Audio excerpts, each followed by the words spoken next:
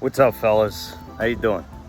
All right, so like the title states, this is about fixing an excavator and what absolutely not to do. I feel as a professional homeowner, I'm gonna tell you all the stupid stuff that you're not supposed to do. So this way it will save you some money in the long run. Stick around past the 30 seconds, you'll learn something.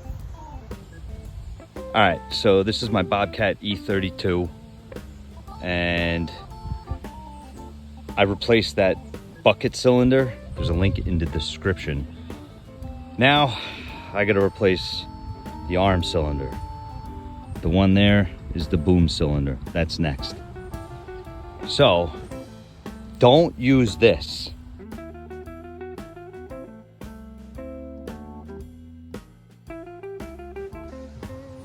All right, so I got it looser, and I just realized that there's gonna be a lot of hydraulic fluid that's gonna leak out of here. Although a bunch of it has already leaked out down there. I'm gonna have to get something to catch it here because I really don't want to disconnect these lines. I'm always sketchy about that fitting right there. I'm really nervous about that. I've seen other videos. I forget the guy's name. I think it's How I Did It. That's his channel. But he welds a new fitting on here because the weld here is not so great. I don't want to get involved in doing any of that stuff right now. I just need to get rid of that and get back to that. So the whole purpose of this machine being here right now is to get rid of these stumps so I could have some space to get my lumber into its drying rack. Anyway, that was a little aside there. There's a tool called Forma Funnel. It's fantastic. So we're back here. As you can see, I got the gland nut off.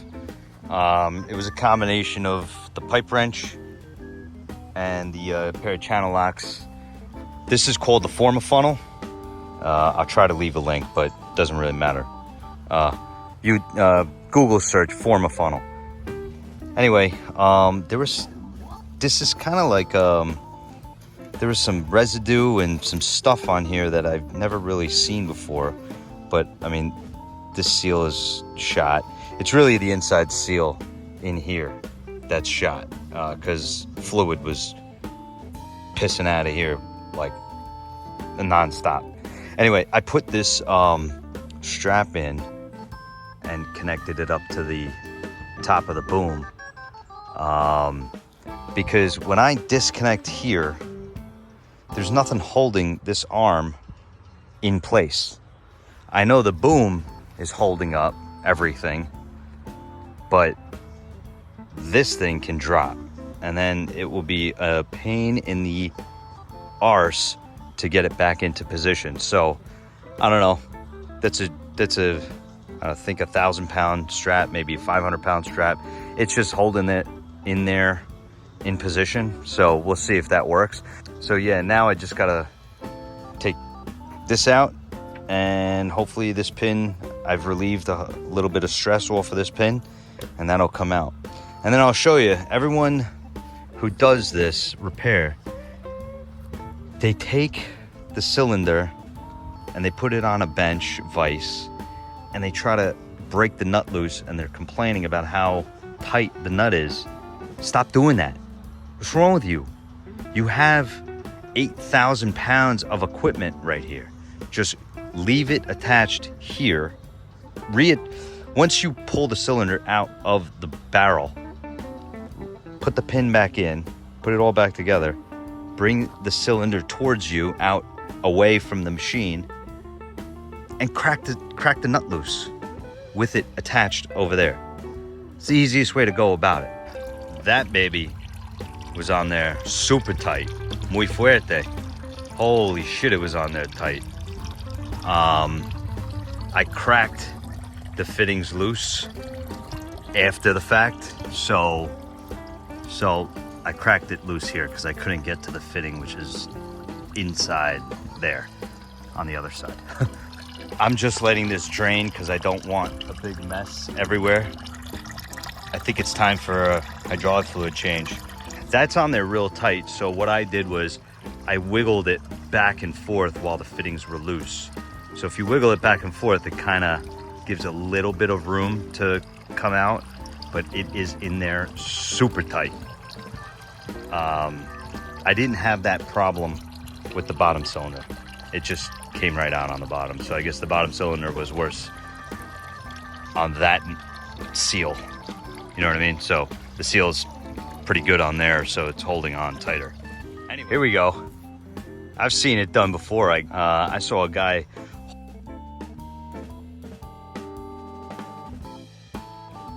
arms on his skid steer with a 2x4, which is a little too sketchy, especially if you're working right underneath it. I am working on the side, and that piece is replaceable. I did find it online on Bobcat's website. It is available and it is replaceable. So I'm standing on the side. If it slips out from that piece of wood, it's gonna hit down here, right in there. The gland nut will get probably damaged, and then this will hit something, I'm sure, and get damaged as well, but I'm on the side.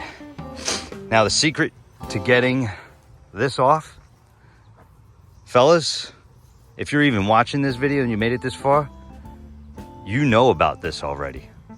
This is not a joke. It is incredibly tight.